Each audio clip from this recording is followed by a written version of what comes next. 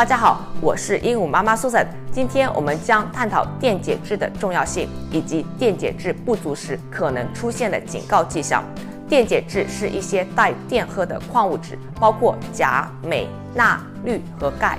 电解质对神经系统、肌肉和细胞的功能至关重要，同时也控制着细胞内外的液体平衡。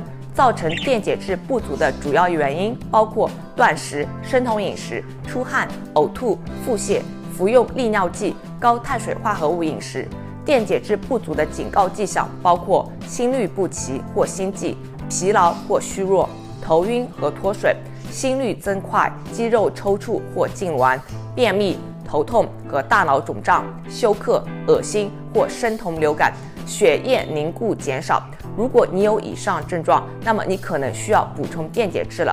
我个人执行生酮饮食和间歇性断食，我每天都会补充电解质。